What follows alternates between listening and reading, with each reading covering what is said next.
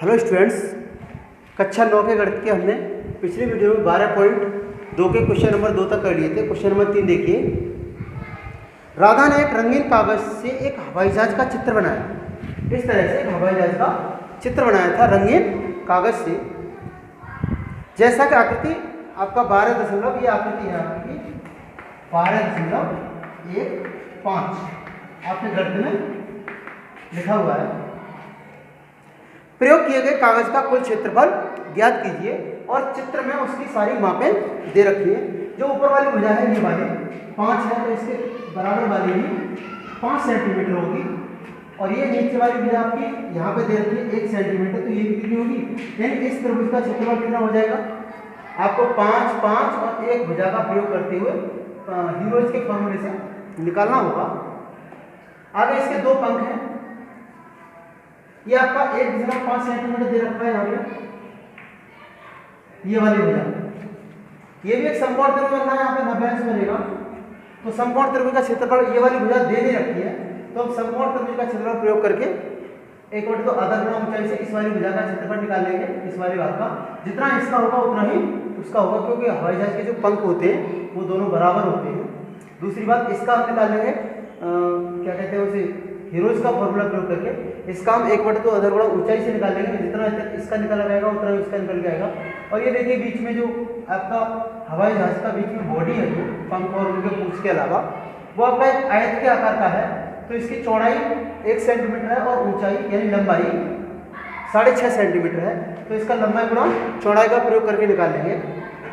यहाँ देखिए ये आपका एक समलंब चतुर्भुज बन रहा है।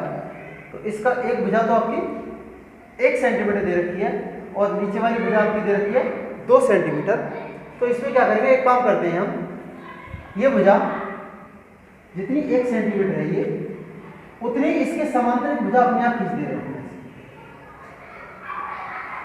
जब इसके समांतर खींचेंगे तो जितनी ये वाली भुजा थी 1 सेंटीमीटर वाली, उतनी ही 1 सेंटीमीटर होगी। थोड़ा ध्यान से देखेंगे, जितनी भुजा ये थी जब इसके समांतर खींच जाएगी, जितनी भुजा ये इतनी हो जाएगी। ये हमें समझ, जब इसके समांतर खींची गई है, ये दोनों भुजाएं समांतर है पहले से, तो जब ये 1 है तो ये वाली भी आपकी 1 होगी। वही काम हमें इधर से करना पड़ेगा। इसके समांतर एक भुजा इसको खींच दे रहे हैं ऐसे, तो जितनी 1 ये है 1 ये हो जाएगी। यानी हमारे 3 त्रिभुज बन जाएंगे।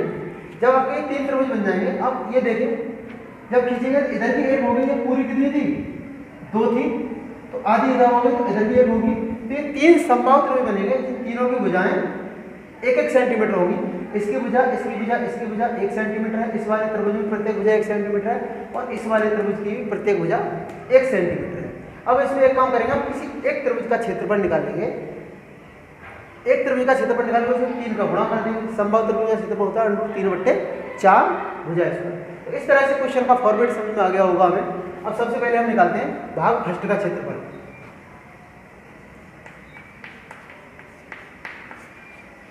भाग फर्स्ट क्या है? त्रिभुज है। तो यहाँ पे a बराबर मान ले रहे हैं 1 और b बराबर मान ले रहे हैं 5 और c बराबर मान ले रहे हैं 5। तो सबसे पहले s निकालना होता था a + b + c/2, क्योंकि भुजाएं अलग अलग है तो हमें हीरोज का फॉर्मूला लगाना पड़ेगा। 1 + 5 + 5/2, s बराबर 10 1 11, 11/2, s बराबर आपका आ गया 5.5 सेंटीमीटर। तो फिर हीरोज का फॉर्मूला क्या होता था? s - a, s - b, s - c और s - c तक होता था।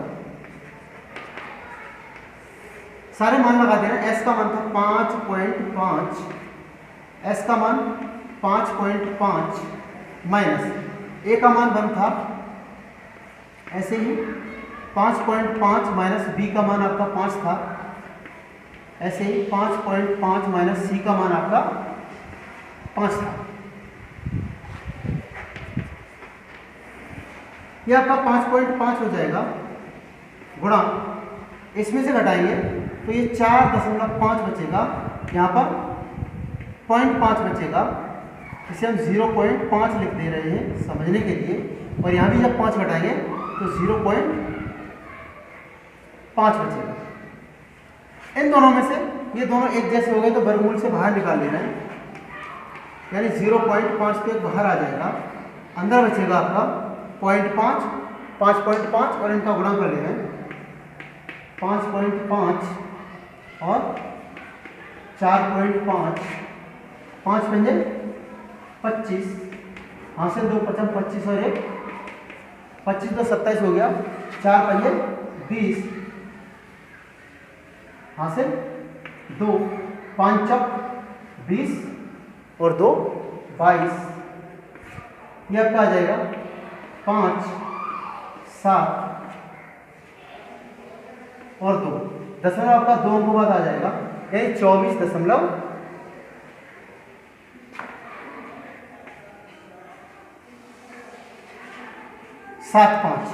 देखिए आपका अब इसका वर्गमूल निकालेंगे 24.75 का, तो 24.75 दशमलव में इधर से जोड़ा बनाएंगे, ये पीछे को बनाएंगे, तो देखो 4 चक 16, 8 आ गया, कितना बचा 14 में से 6 गया, 8 बचा। अब दशमलव की संख्या जैसे उतारते हैं दशमलव लगा लेते हैं। अब इसमें 8 ढाई 80, तो 10 बार तो लिख ही नहीं सकते हम, 9 बार लिख ले रहे हैं, 4.9 बार निकाल ले रहे हैं, तो 9 निम 81 और हासिल 8, 9 अट्ठे 72, 8 80, आपका ये बचेगा 4 और ये बचेगा 7, यहाँ पे 9 दूनी 18, ये 98 हो गया। अब दशमलव के बाद अगर लगाना है तो हम 2 जीरो बहुत निकाल लेते हैं, एक और अंक निकालना है तो आपका 9 अट्ठे 72 हो जाएगा, तो 9 में 9 अट्ठे 72, तो 8 बार लेके देखते हैं, 8 अट्ठो 64, फिर 4 हासिल 6, 8 अट्ठे 64 और 6 70 का 0 हासिल 7 और 9 अट्ठे 72 और 7 ज़्यादा हो रहा है, 7 बार देख ले रहे हैं, तो 7 49 हासिल 4, 7 अट्ठे 56, 56 और 4 60 हासिल 6 और 7 निम 63, 63 और 6 69, कितना बचा आपका 1 बचा, यहाँ पे 9 बचा और यहाँ 13 हो गया, 13 में से 9 गया, 4 बचा, तो इसका मतलब ये आपका 7 बार जाएगा। तो इसकी वैल्यू आप लिख ले रहे हैं 0.5 गुणा 4.97, 4.97 और इनका गुणा कर ले रहे हैं, तो 4.97 का हमें 0.5 में गुणा करना है, 5 सत्ते 35 और 5 ने 45, 3 48, 4 5 20 और 4 24.3 अंक के बाद 1 2 3, तो आपका आ जाएगा ये निकल के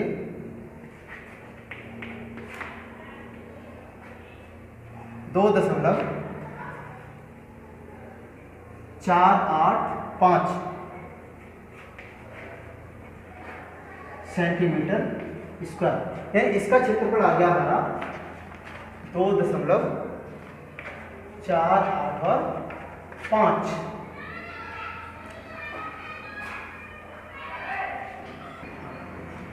देखिए भाग फर्स्ट का आपका जो आया है वो इधर लिखते जा रहे हैं, फर्स्ट का आया है 2.485 सेंटीमीटर। अब सेकंड का निकाल ले रहे हैं, सेकंड आपका ये था भाग सेकंड,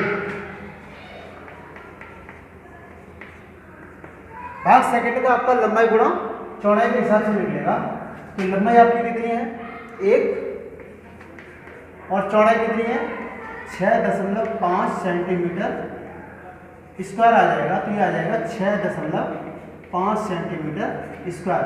भाग ये सेकंड निकाला था, अब भाग थर्ड निकाल लेना है।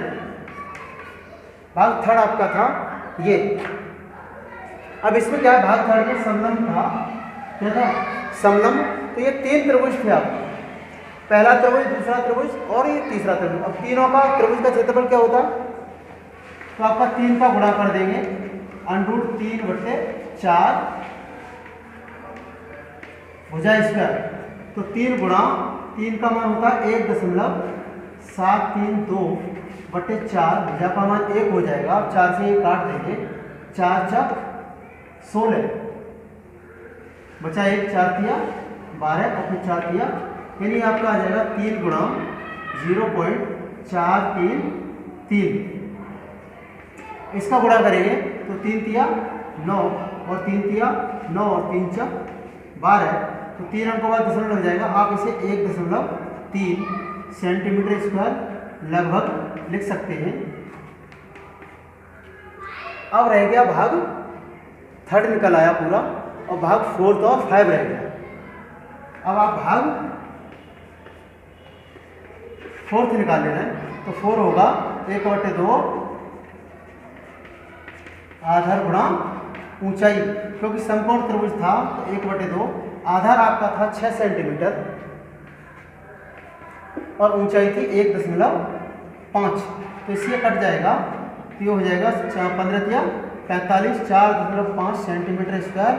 और बिल्कुल सेम टू सेम यही आपका भाग 5 होगा, इसे निकालने की आवश्यकता नहीं है। अब हमें हवाई जहाज का क्षेत्रफल निकालना है।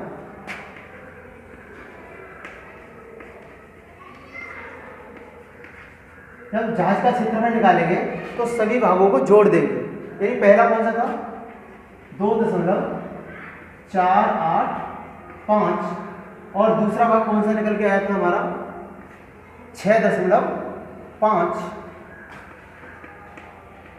तो इसमें 0 0 लगा दे रहे हैं। और तीसरा भाग निकल के आया था आपका 1.3, इसमें भी 0 0 लगा दे रहे हैं। और चौथा भाग निकल के आया था 4.5 और अगला भाग निकल के आया था यही 5वां था 4.5। अब इन सबको हम जोड़ दे रहे हैं, तो पूरे हवाई जहाज का क्षेत्रफल निकल आएगा। जोड़िए, 5 के 5 लिखे जाएंगे और ये 8 के 8 लिखे जाएंगे। अब 5 4 9 3 12 और 10, 22 के 2 हासिल 2 और 2 2 4, 4 और 6 10, 10 11, 11 और 8 19, तो आपका आ गया, इसे हम लगभग में लिख दे रहे हैं 19.3 सेंटीमीटर स्क्वायर लगभग। तो ये आपका इस हवाई जहाज का कागज का क्षेत्रफल निकल के आ गया।